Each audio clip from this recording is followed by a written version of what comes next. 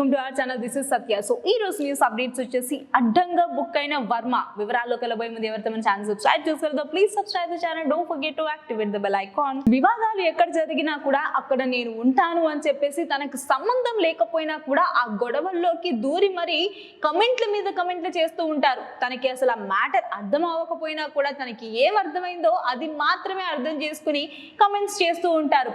ఇలా సినిమాల్లోనూ బయటలోనూ పొలిటీషియన్స్ లోనూ బయట ఏం జరుగుతున్నా ప్రతి దాంట్లో కూడా తన ఇన్వాల్వ్మెంట్ కంపల్సరీ ఉంటుంది. సో ఈ మధ్య కాలంలో మనం చూసే ఉంటాము. సో ఒక నిర్మాతతో గొడవ పడి 2 నెలల దాకా మాట్లాడకపోయినా కూడా మళ్ళీ మేము మాట్లాడుకుంటున్నాము, మాకు ఎలాంటి విభేదాలు లేవు, మేమిద్దరం ఫ్రెండ్స్ అని చెప్పేసి మళ్ళీ కలిసిపోయారు. సో ఫ్యాన్స్ అందరూ ఫైర్ అయినా కూడా తర్వాత మరీ కూల్ అయిపోయారు. సో మరి వీళ్ళని మాత్రం అస్సలకి నమ్మకూడదు అని చెప్పేసి ఇంకొకసారి నిరూపించుకున్నాడు. అంటే వర్మని మాత్రం అసలుకే నమ్మకూడదు, ఎందుకంటే మాట మీద నిలబడడు అని చెప్పేసి ఇంకొకసారి నిరూపించుకున్నారట వర్మ. అసలు ఇంతకీ ఏం జరిగింది అని అంటే, వర్మ గారికి గుడిలన్నా దేవుళ్ళన్నా దయ్యాలన్నా ఎలాంటి నమ్మకం లేదు.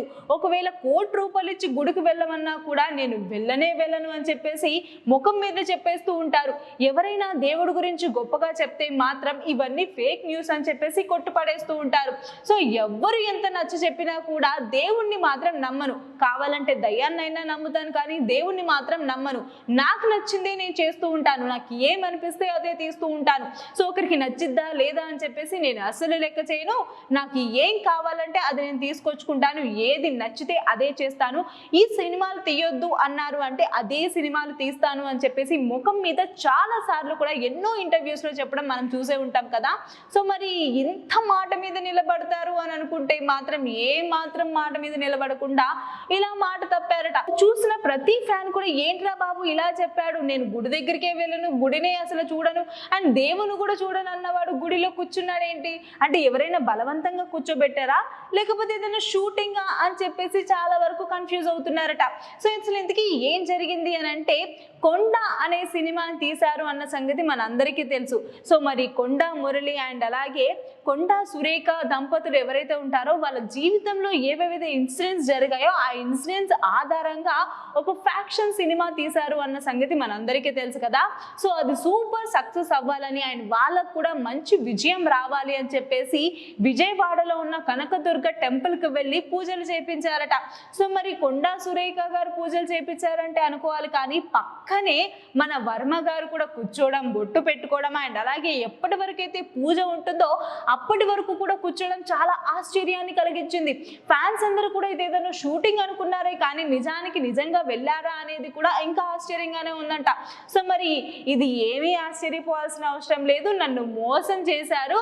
సో ఎవరైతే కొండా సురేఖ గారు ఉంటారో తన వల్ల ఇలాంటి పరిస్థితి నాకు వచ్చింది అని చెప్పేసి ట్విట్టర్లోను సోషల్ మీడియాలోను పోస్టుల మీద పోస్టులు పెట్టేశారట.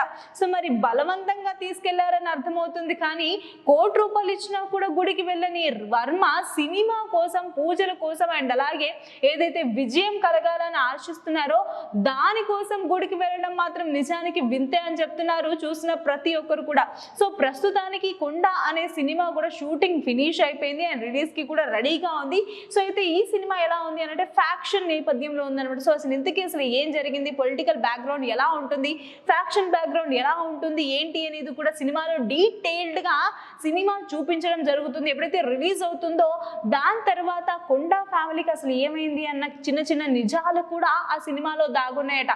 సో మరి ఇదేం కొత్త ఏం కాదు, రక్త చరిత్ర కానీ, రక్త చరిత్ర 2 కానీ అండ్ అలాగే రంగా కానీ ఇలాంటి సినిమాలు చాలా తీయడం మనం చూసే ఉంటాం. కానీ మరి తనలో ఉండే నిజాయితీ ఏంటి అని అంటే అసలు రియల్ గా ఏం జరిగింది లైఫ్ లో అనేది కూడా యాజ్ ఇట్ ఈస్ గా సినిమాలో చూపించే రకం మన వర్మ గారు. మరి ఈ సినిమాలో ఏం చూపించబోతున్నారో, అసలు ఎలాంటి నిజాలు బయట పెట్టబోతున్నారో మరి ఈ సినిమా రిలీజ్ అయితే గనక ఎవరికీ తెలియదు. సో ఎస్ ఇది వాటి అప్డేట్స్. మరిన్ని అప్డేట్స్ కోసం చూస్తూనే ఉండండి ఆ ఛానల్. Thanks for watching.